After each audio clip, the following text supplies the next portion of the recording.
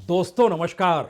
Governance के तौर तरीके अक्सर सरकार की हकीकत को बता डालते हैं। सरकार गवर्नेंस के जरिए जो काम करती है वो देसी तौर पर हो या फिर अंतर्राष्ट्रीय कूटनीति को साधना हो, इस देश के भीतर में अपनी देसी राजनीति के साथ साथ जो साथ में खड़े हैं और उनके जरिए जो राजनीतिक प्रयोग हो रहे हैं वह भी सामने गवर्नेंस के तौर तरीकों पर आ ही जाता है, क्योंकि सरकार का अपना मिजाज अक्सर उस दिशा में जाता है जो उसकी जरूरत है। और शायद इसी वजह से बीते 10 से 11 वर्षों में प्रधानमंत्री मोदी की मौजूदगी कमोवेश इस देश से जुड़े हुए हर मुद्दे के साथ नजर आई है, वो चाहे संसद के भीतर हो या संसद के बाहर हो। और खास तौर से इस देश में जब एक सांस्कृतिक और सामाजिक तौर पर आमूल चूल परिवर्तन की दिशा में सरकार की नीतियां बढ़ रही हो, तो उसमें खुलकर प्रधानमंत्री मोदी की हिस्सेदारी तो रही ही है। इतना ही नहीं, जो खुद संघ के जरिए मुद्दे उठाए गए, उन मुद्दों के आश्रय जो धार्मिक, सामाजिक और सांस्कृतिक पहल बीजेपी ने की, उसको अमली जामा पहनाने का काम अगर गवर्नेंस के तरीके पर सरकार करना चाहती थी तो उसमें अगुवाई प्रधानमंत्री मोदी की रही। वो तमाम मुद्दे जो आपके जहन में आ सकते हैं इस दौर में आप सोच लीजिए। हो सकता है आपके जहन में सिर्फ धारा 370 हो, कॉमन सिविल कोड हो, अयोध्या हो, लेकिन यह फेरिस्त धीरे धीरे कैसे बड़ी होती चली गई और एक झटके में यह महसूस क्यों इस देश के भीतर होने लग गया कि आरएसएस का पूरा प्रोग्राम प्रधानमंत्री मोदी इस देश में लागू करने को बेताब है। और यह सवाल बार बार खड़ा होता चला गया कि राज्य दर राज्य उनकी राजनीति कहीं ना कहीं उस सामाजिक सांस्कृतिक संगठन संघ के विस्तार की चाहत है, जिसके जरिए वो अपने गवर्नेंस को, अपनी सरकार को, अपने बहुमत को और शायद खुद को बेहतरीन तरीके से सुरक्षित रख सके। यह सियासत का अनूठा पाठ मोदी काल में हर किसी ने देखा और परखा है। लेकिन पहला सवाल यह है, इस देश के भीतर में एक सबसे बड़ा व्यापक परिवर्तन जब वक्फ बोर्ड को लेकर आ रहा हो, उस वक्त प्रधानमंत्री क्यों संसद नहीं पहुंचे? उस वक्त जब वक्फ बोर्ड के जरिए सवाल यह है कि इस देश के भीतर में वक्फ बोर्ड के अधीन जो भी संपत्तियां हैं, क्या उसको सिर्फ एक प्रॉपर्टी के तौर पर देखा जाए और यह कहा जाए कि दरअसल उसको लेकर जो उलझन मुस्लिम समाज के भीतर है उसको सरकार रास्ता दिखाना चाहती है और उसको एक कानून के दायरे में लाना चाहती है। तो फिर प्रधानमंत्री मोदी क्यों नजर नहीं आए? 3 तलाक में तो नजर आए थे। पासमानदा का सवाल तो उन्होंने खुद हैदराबाद की रैली में किया था। इस देश के भीतर में मुस्लिमों को लेकर सबका साथ सबका विकास का जिक्र करते हुए लाभार्थियों को जो भी लाभ मिलता है उसमें भी अक्सर जिक्र प्रधानमंत्री मोदी ने खुलकर किया है और कहा भी है कि दरअसल वह भेदभाव करते नहीं है। यह एक अलग मसला है कि इस देश में 2014 से एक बड़ी मोटी लकीर बीजेपी ने खींच डाली, जिसकी अगुवाई भी खुद प्रधानमंत्री मोदी कर रहे थे। बीजेपी के साथ कोई मुस्लिम नेता आपको दिखाई नहीं देगा। नेता का मतलब है वो संसद के भीतर रहे, वो मंत्री रहे, वो राज्यों के भीतर अहम भूमिका में रहे, वह विधायक रहे, यहां तक कि वोट नहीं चाहिए और यहां तक कि टिकट भी नहीं दिया। उस मुस्लिम समाज की चिंता इस दौर में अगर बीजेपी या कहें सरकार कर रही है तो अगला सवाल यह भी हो गया, क्या संघ जिस सोच के साथ एक वक्त उग्र हिंदुत्व को इस देश में लागू करना चाहता था, उसमें एक वक्त जब सत्ता मिली, जब अटल बिहारी वाजपेयी देश के प्रधानमंत्री बने, तो उस दौर में प्रधानमंत्री वाजपेयी का रुख और डिप्टी प्राइम मिनिस्टर बनने वाले अडवाणी के रुख में अंतर था। यानी 2 धाराएं एक साथ चल रही थी। मौजूदा वक्त में तो एक ही धारा है जो प्रधानमंत्री मोदी के आश्रय चलती है और अनडिस्प्यूटेड दूसरा नाम ताकतवर शख्स की तौर पर देश के गृह मंत्री अमित शाह का है। लेकिन हमने शुरू में आपसे कह दिया था कि गवर्नेंस के तौर तरीके बड़े मायने रखते हैं और खास तौर से वह मुद्दे जो संघ से जुड़े हुए हों, जो इस देश के भीतर हिंदू राष्ट्र की परिकल्पना को अपने साथ संजोकर चल रहे हों, जो इस देश की राजनीति और चुनाव को सीधे सीधे धार्मिक या कहें सांप्रदायिकता के आश्रय वोटों के ध्रुवीकरण की दिशा में बढ़ना चाहते हों, इन तमाम जगहों पे प्रधानमंत्री मोदी की भागीदारी को आप नकार नहीं सकते हैं। और खास तौर से 2019 के चुनाव के बाद से तो इसमें बड़ा तीखापन आया। और जब अयोध्या में राम मंदिर प्राण प्रतिष्ठा, उसमें खुद प्रधानमंत्री मोदी पंडित की तर्ज पर जाकर वहां पूजा अर्चना करते हुए दिखाई दिए और उनके साथ बैठे हुए सरसंघ चालक उनकी मौजूदगी दिखाई दी, तब तो यह सवाल कोई भी पूछेगा, जब अयोध्या में राम मंदिर और प्राण प्रतिष्ठा हो रही थी, वहां पर जब देश के प्रधानमंत्री और सरसंघ चालक मोहन भागवत मौजूद थे, तो अभी ऐसा कौन सा मौका आ गया जब वक्फ को लेकर पार्लियामेंट के भीतर रात के 2 बजे तक चर्चा और वोटिंग हो और अगले दिन राज्यसभा यानी आज के दिन राज्यसभा में चर्चा हो रही हो और प्रधानमंत्री संसद से दूर हो। आज तो वो थाईलैंड चले गए, बैंकॉक में है, बिम्स्टेक की बैठक है, वहां पर उनकी मौजूदगी है, लेकिन कल तो वो दिल्ली में थे। और इन सब के बीच इस दौर में ध्यान दीजिए, आरएसएस ने भी बड़ी चुप्पी थाम रखी है, वह भी कुछ कह नहीं रही है। ऐसा नहीं है कि उनसे सवाल पूछा नहीं गया। उनसे पिछले हफ्ते या कहें 23 मार्च को जब बेंगलोर में अखिल भारतीय प्रतिनिधि सभा, जो आरएसएस की सालाना बैठक जो होती है वो हो रही थी, उसमें यह सवाल पूछा गया था, तो टाल मटोल करते हुए दत्तात्रेय होसबोले साहब ने कहा, नहीं नहीं ठीक है, देखते हैं क्या होता है, पार्लियामेंट में क्या होता है, बिल के बाद क्या होता है, देखते हैं, करेंगे, समझ रहे हैं, अभी तक ठीक चल रहा है। यानी वह मुद्दा जो सीधे तौर पर भारत की राजनीति में संघ की दस्तक को महसूस कराता हो, वह मुद्दा जो बीजेपी की अपनी राजनीतिक रणनीतिक लकीर को खींचता हो, वह मुद्दा जिसके जरिए इस देश के भीतर में जनसंघ से लेकर मौजूदा वक्त तक में बीजेपी उस लकीर से चूकी नहीं, जो संघ परोसता रहा, बीजेपी दिखाती रही और गवर्नेंस चलती रही, उसमें एक झटके में प्रधानमंत्री कैसे गायब हो गए। वजह क्या है इसकी, और संघ की खामोशी की वजह क्या है? तो इन दोनों को समझने से पहले 2 बातें और जान लीजिए। एक बात तो तय है कि 75 बरस प्रधानमंत्री मोदी की अपनी उम्र के इस सितंबर के महीने में पूरे हो जाएंगे। और जो लकीर 75 के बाद की खींची गई, जिसमें वानप्रस्थ तो नहीं कहें, लेकिन एक ऐसे मंडल में चले जाना जहां पर आपके पास पद की ताकत नहीं होती है, और उस कतार में अडवाणी जी हो, मुरली मनोहर जोशी हो, कई नाम नजर आएंगे, उन नामों को छोड़ दीजिए। उस दिशा में कोई बड़ा राजनीतिक प्रयोग क्या संघ करने जा रहा है?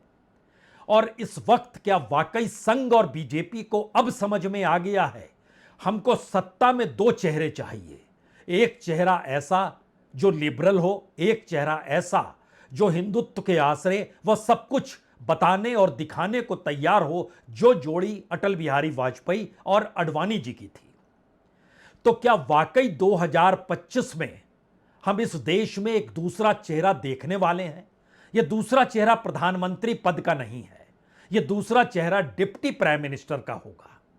तो क्या संघ ने इसके लिए सहमति बना ली है कि शुरुआती दौर में किसी एक व्यक्ति के चेहरे से हटकर एक दूसरे चेहरे को लाकर रखा जाए, और संयोग से उस दूसरे चेहरे में नाम इस देश के गृह मंत्री अमित शाह का नहीं है क्या? तो क्या अमित शाह यह बताना चाहते हैं कि दरअसल हम दूसरे नंबर का चेहरा नहीं, हम चेहरा तो नंबर 1 ही होंगे? इसीलिए इस देश के गृह मंत्री कल लोकसभा में सुबह से लेकर देर रात तक बैठे रहे, और आज राज्यसभा में भी आकर उनकी मौजूदगी दिखाई देने लगी। यह पहला सवाल है जहां पर बड़ी बात यह हो रही है, क्या वाकई प्रधानमंत्री मोदी के साथ कोई डिप्टी पीएम की परिस्थिति संघ ने एक सहमति जता दी है कि आपको उस दिशा में बढ़ना होगा, धीरे धीरे आपके चेहरे से इस देश की सियासत दूसरे चेहरे पर शिफ्ट करेगी? दूसरा सवाल, इस देश में प्रधानमंत्री जिस कालखंड में इस देश की सत्ता को चला रहे हैं, उसमें सबसे बड़ी चुनौती भारत की उस इकोनॉमी को लेकर आई है जिस इकोनॉमी को बरसों बरस से या कहें बीते 10-11 बरस से तो कॉरपोरेट ने बाखूबी चलाया है, और कोई ऐसा कॉरपोरेट नहीं होगा जो संघ के दरवाजे से निकलकर दिल्ली तक नहीं पहुंचा या दिल्ली की सत्ता से निकलकर संघ के दरवाजे तक नहीं पहुंचा जहां उसने गुरु दक्षिणा नहीं दी हो। आपको कोई नजर नहीं आएगा। संकट उनके सामने भी है, और इसके साथ एक दूसरी परिस्थिति जुड़ी हुई है। वो परिस्थिति खुले तौर पर इस बात का ऐलान करती है, दरअसल इस देश में सबसे बड़े कॉरपोरेट के तौर पर क्या प्रधानमंत्री मोदी खुद ही हैं? यानी जो दिखाई दे रहा है उससे हटकर प्रधानमंत्री मोदी की अपनी भूमिका किसी बड़े कॉरपोरेट के तर्ज पर हो चली है, जहां पर वो इस देश के सीईओ हैं, जहां पे इस देश के बड़े बड़े कॉरपोरेट में किसको कौन सा एनओसी मिलेगा, किस क्षेत्र में वो कैसे जाएगा, उस दिशा को वो तय कर रहे हैं। और संघ की भागीदारी उनके अपने प्रकल्पों को पूरा करने को लेकर जो पूरा सीएसआईआर का बजट है वो शिफ्ट कर दिया गया आरएसएस के दरवाजे पर। तो क्या इन दो परिस्थितियों के बीच प्रधानमंत्री मोदी के सामने संकट कहीं यह तो नहीं है कि अब अगर वह इस देश के भीतर की देसी राजनीति में घुसे तो अंतर्राष्ट्रीय कूटनीति को कैसे संभालेंगे, और अंतर्राष्ट्रीय कूटनीति को नहीं संभाल पा रहे हैं तो फिर देश की राजनीति में किसी दूसरे के हाथों उसको समझाना और संभालना होगा। यानी ध्यान दीजिए, एक ऐसी परिस्थिति इस दौर में बीजेपी और संघ के भीतर बनी हुई है जिसमें सवाल यह छोटा है कि कौन अध्यक्ष होगा नया बीजेपी का, यह सवाल छोटा है कि कौन आने वाले वक्त में नया चेहरा होगा सत्ता का। मुश्किल सवाल यह है कि मौजूदा वक्त की परिस्थितियों में वक्फ के सवाल पर संघ खामोश क्यों और प्रधानमंत्री मोदी दूर क्यों। सवाल यह है, इस दौर में बाजार, अर्थव्यवस्था, इकोनॉमी को संभालने के लिए प्रधानमंत्री मोदी चीन और अमेरिका के बीच को उस रास्ते को टटोल रहे हैं, उस रास्ते को लेकर उनके सामने उलझन क्या है? क्या एक ऐसी उलझन है जिसके धागे आज राहुल गांधी ने जानबूझकर पार्लियामेंट में खोल दिए जब प्रधानमंत्री मोदी की मौजूदगी नहीं थी? Foreign policy is about managing the external countries. You have given China 44,000 square kilometers of land. On the other side, our ally suddenly decides to impose tariffs on us, 26%, which is going to completely devastate our economy. Our auto industry, our pharmaceutical industry, they're all on the line. Agriculture. इसी लोकसभा में कल वक्फ पर चर्चा हो रही थी। राहुल गांधी ने एक शब्द भी नहीं कहा।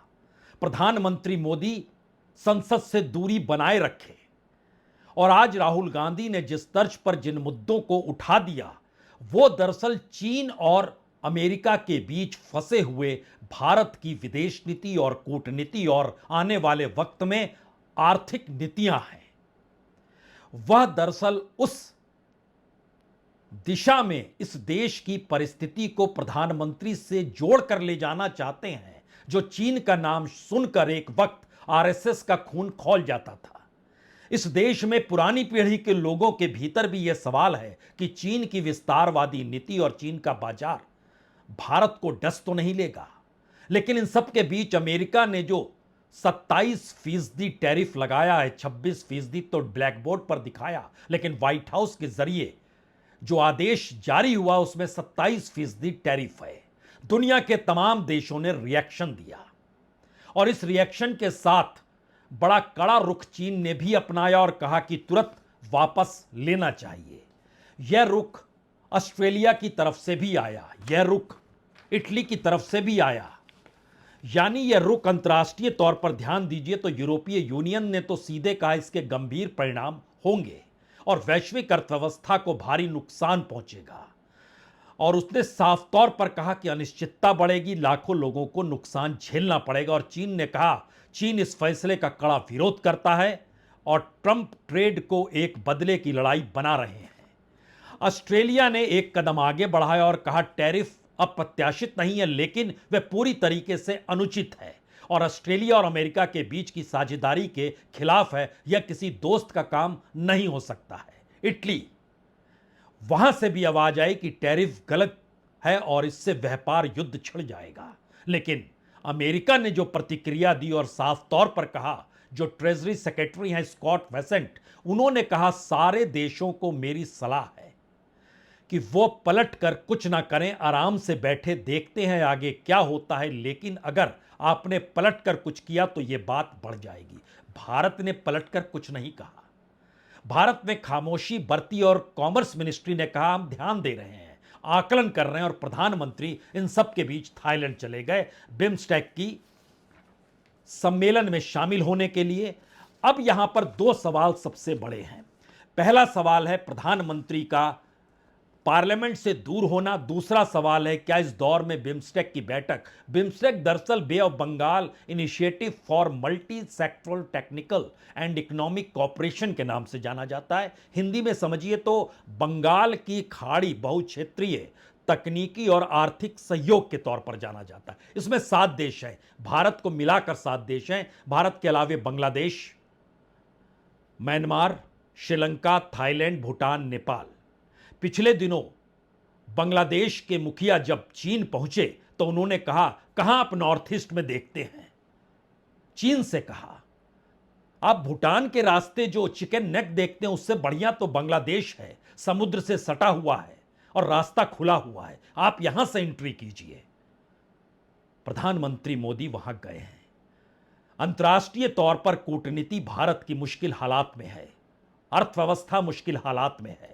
देश के भीतर की राजनीति को अब अमित शाह संभालेंगे या अमित शाह चेहरा बन रहे हैं, यह सवाल इसलिए भी जरूरी है क्योंकि समझना होगा एक झटके में कानून बनने के बाद जो वक्त से जुड़े हुए जो भी मामले अलग अलग जगहों पर चल रहे हैं, उन मामलों में एक झटके में लगभग 1 लाख से ज्यादा मामले अदालतों की राह को पकड़ लेंगे। उन अदालतों की राह में जो भारत के भीतर लगभग 5 करोड़ मामले जहां पर पेंडिंग पड़े हैं। और पेंडिंग का मतलब क्या होता है, इस देश के डिस्ट्रिक्ट कोर्ट में 4 करोड़ 40 लाख मामले लंबित पड़े हैं। उसी डिस्ट्रिक्ट अदालतों में जिस जिले के भीतर डीएम को यह पावर होगा अब कि वक्फ की संपत्ति को लेकर सारे मामलों का निर्धारण वही करे जिसका जिक्र बार बार किया गया। और इस जिक्र के साथ बड़ा सवाल यह भी आया कि दरअसल इस देश के भीतर जमीन से जुड़े हुए जो मामले हैं, इस 5 करोड़ लंबित मामलों में अगर डिस्ट्रिक्ट कोर्ट में 4 करोड़ 40 लाख है तो हाई कोर्ट में लगभग 61,70,000 हैं, जिसमें से 62,000 मामले तो 30 साल पुराने हैं, यानी जिस देश के प्रधानमंत्री जब पीवी नरसिम्हा राव थे तब से जुड़े हुए मामले भी हैं। सुप्रीम कोर्ट में भी 81,000 से कुछ ज्यादा मामले पेंडिंग पड़े हुए हैं। लेकिन महत्वपूर्ण बात यह है कि इस देश में 5 करोड़ में से तकरीबन 2 करोड़ से कुछ ज्यादा मामले जमीनों से जुड़े हुए हैं। यह वाकई हैरत अंगेज बात है कि इस देश में जमीनों से जुड़े हुए मामले 2 करोड़ इस देश की अदालतों में पेंडिंग पड़े हुए हैं। उसमें 1 लाख से कुछ ज्यादा मामले वक्त से निकलकर जब अदालतों में पहुंची जाएंगे तो क्या फर्क पड़ेगा। और यह सवालों का जवाब मंत्री नहीं देंगे, गृह मंत्री देंगे। सामान्य तौर पर जो मंत्री होते हैं जब बातों को रखते हैं, लेकिन गृह मंत्री कल लोकसभा में सक्रिय थे, आज राज्यसभा में सक्रिय दिखाई दिए।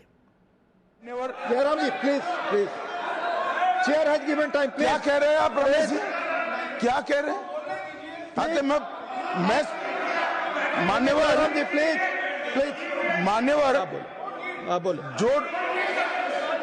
जो डिस्प्यूट है वो इतना ही है कि अगर ट्रिब्यूनल के फैसले से कोई असंतुष्ट है तो ये भूमि का मामला है, इस पर सिविल सूट होना चाहिए। सिविल सूट में अधिकारों के बहुत वाइड रेंज होती है। इन्होंने इस पर अपील का प्रोविजन 2013 के कानून में रखा ही नहीं है, तो रीट के कार्य क्षेत्र में हाईकोर्ट के सामने जाता है। रीट का कार्य क्षेत्र बहुत संकरा होता है, तो जो ट्रिब्यूनल का फैसला होता है वो फाइनल होने के चांसेस 99% हो जाते हैं। जिनकी भूमि है इसका अधिकार जाता रहता है मान्यवर, एक गलतफहमी फैला रहे हैं।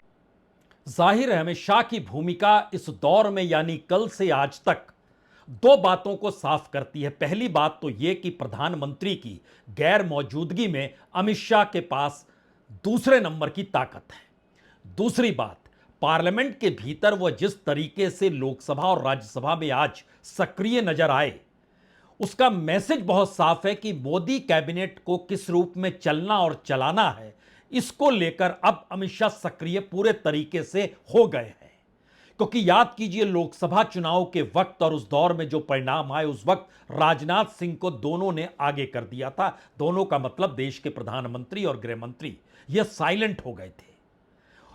राजनाथ सिंह सक्रिय हो गए थे और राजनाथ सिंह उस पद और कद के और अनुभव के लिहाज से दूसरे नंबर के माने जाते रहे। लेकिन एक झटके में अब अमित शाह सक्रिय हैं। तो यहां पर अगला सवाल होगा, क्या वाकई आरएसएस ने अब सोच लिया है कि किस दूसरे व्यक्ति को लाया जाए? लेकिन अगला सवाल उन लोगों से जुड़ा है जो दूसरे नंबर पर क्या वाकई बैठेंगे, क्योंकि अडवाणी जी दूसरे नंबर पर ही रह गए और दूसरे नंबर पर बैठने का मतलब यह है पहले नंबर पर कोई और हो सकता है जो कि आने वाले वक्त में भविष्य में बीजेपी को आगे ले जाए, आरएसएस का समर्थन हो। तो क्या अलग अलग तरीके से अलग अलग नेताओं को कुछ ऑफर भी किया गया है? क्या दूसरे नंबर का ऑफर नितिन गडकरी जी को है और इसीलिए अमित शाह सक्रिय नजर आ रहे हैं? या फिर दूसरे नंबर का ख्वाब कहीं जोड़ तो नहीं गया है योगी आदित्यनाथ जी के साथ, और उत्तर प्रदेश की सियासत को दिल्ली अब साधना अपने तरीके से चाहती है? क्या यह वजह तो नहीं है? या इन सब के बीच देवेंद्र फडणवीस को तो तैयार नहीं किया जा रहा है?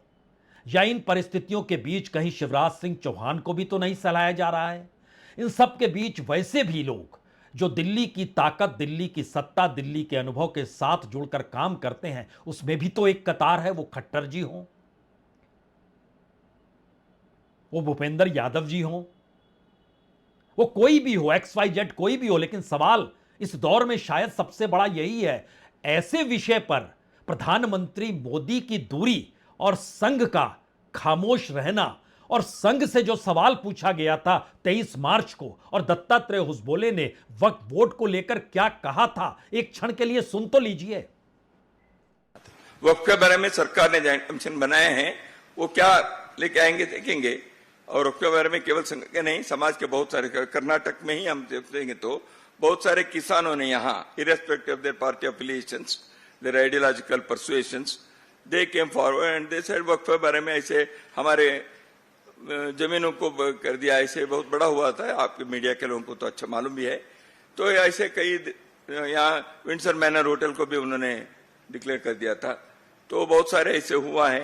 तो वक्फ के बारे में सरकार ने एक बिल को जॉइंट इसमें किया है, वो जो हुआ है अभी तक का वो सही दिशा में चला है। सरकार कैसे करती है, पार्लियामेंट क्या करता है, हम देखेंगे।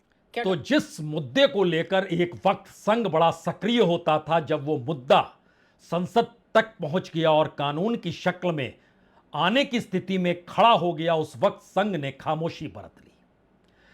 दरअसल अब उन तमाम परिस्थितियों के पीछे की असल हकीकत को यह भी समझना होगा, ये वक्फ के आश्रय इस देश में कौन लोग हैं जो राजनीति करते हैं। यह ठीक वैसा ही सवाल है जैसा सवाल इससे पहले कॉपरेटिव्स को लेकर आया था कि कॉपरेटिव की राजनीति, खास तौर से महाराष्ट्र के भीतर शुगर से जुड़ी हुई जो कॉपरेटिव्स थी, उसमें शरद पवार माहिर माने जाते थे और शुगर लॉबी को वही चलाते थे। और महाराष्ट्र की राजनीति में उनका कद उस लॉबी के आश्रय बढ़ा, यह भी एक सच है। लेकिन एक झटके में कोऑपरेटिव मंत्री इस दौर में किसी दूसरे को नहीं, देश के गृह मंत्री अमित शाह को बनाया गया।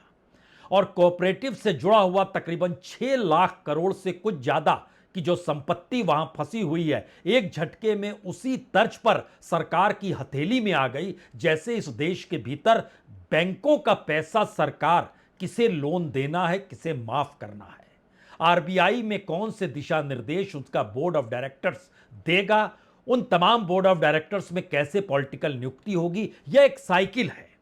उस साइकिल के दायरे में तमाम इंस्टीट्यूशंस को लाया जाए तो फिर वक्फ के आश्रय अगर पूंजी का खेल, प्रॉपर्टी का खेल वहां हो रहा है और वो पैसा स्टेट पॉलिटिक्स को प्रभावित करता है, तो उस पैसे पर भी बंदिश तो लगानी होगी और वो अपने हाथ में तो लेना होगा। सवाल यह नहीं है कि उसकी जमीन किसी कॉरपोरेट को दी जाएगी, सवाल यह है उससे जुड़ी हुई संपत्ति जिस राज्य की पॉलिटिक्स में जितने ज्यादा तरीके से प्रभावित करती है उस पर नकेल तो कस ली जाए। और सबसे ज्यादा मामले तो उत्तर प्रदेश में हैं, क्योंकि तमाम वक्फ की संपत्ति में 27% हिस्सा तो उत्तर प्रदेश का ही है। दूसरे नंबर पर पश्चिम बंगाल आता है। ये दोनों राज्य नहीं है बीजेपी के पास। तीसरी स्थिति पंजाब की भी आती है, वहां भी बीजेपी नहीं है। तो कैसे इस पूरे के पूरे खेल को अगर आप आर्थिक दृष्टि से समझना चाहते हैं तो नोटबंदी से यात्रा करते करते जीएसटी और जीएसटी के बाद की यात्रा करते करते कोऑपरेटिव्स और कोऑपरेटिव से निकलकर आपको इस वक्फ पे आना ही होगा।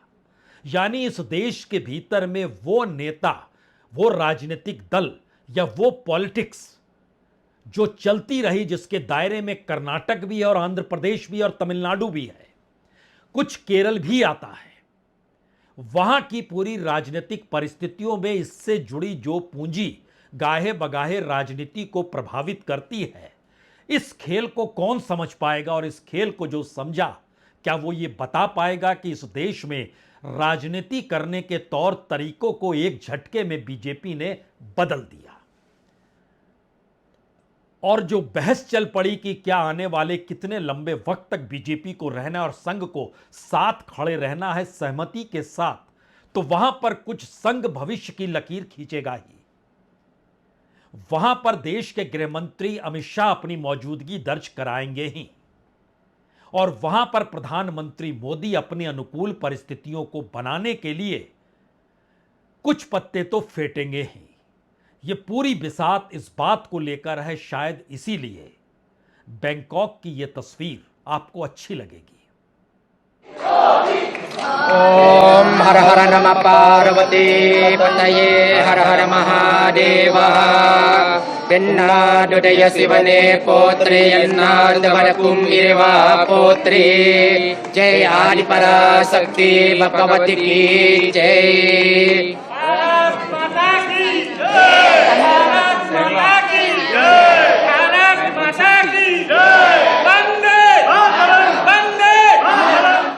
तो इन तस्वीरों को देखिए या फिर मुद्दों को खंगालिएगा जब आप, तो तीन बातें आपके जहन में रहेंगी।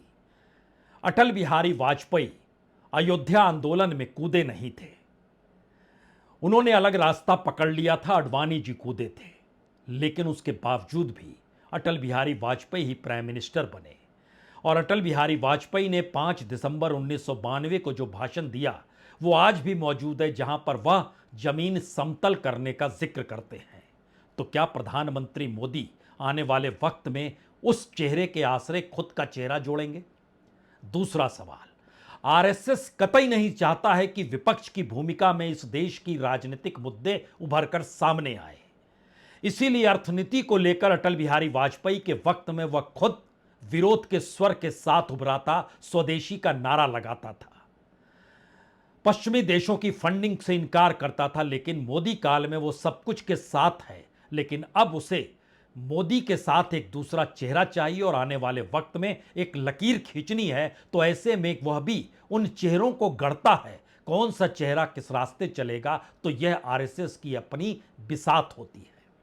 और तीसरा सवाल, सबसे ज्यादा अनिश्चितता की परिस्थिति भारत के भीतर अर्थनीति को लेकर नहीं है, पार्लियामेंट के भीतर प्रधानमंत्री की मौजूदगी हो या ना हो इसको लेकर नहीं है, कौन होगा दूसरे नंबर पर यह भी नहीं है। सवाल वाकई यही है, बीते 11 बरस से प्रधानमंत्री पद पर नरेंद्र मोदी ने जो भी राजनीतिक प्रयोग किए, क्या वो राजनीतिक प्रयोग एक वक्त के बाद आरएसएस को लेकर नहीं हो सकते हैं और खुद को उस रूप में स्थापित नहीं कर सकते हैं जहां पर जो बिसात जो भी बिछा ले, लेकिन ताकत हमारे हाथ में होगी। डिकोड कीजिए इसे, मजा आएगा। बहुत बहुत शुक्रिया, बहुत बहुत शुक्रिया।